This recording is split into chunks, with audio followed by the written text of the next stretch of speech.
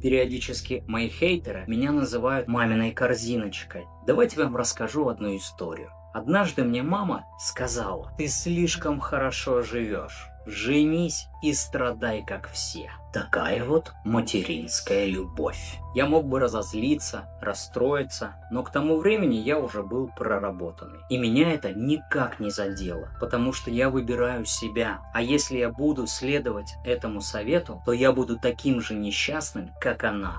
Ее этому научила ее несчастная мать. Вот так несчастные люди делают несчастных людей. Но каждый из нас может на себе прервать эту цепочку. Счастье, принятие и любовь не надо искать ни в ком, так как это зависимость. Все это всегда было и есть в каждом, но почти все это подавляют, скрывают и мучаются. Так что если надоело страдать и терпеть, обращайся, решим вопрос.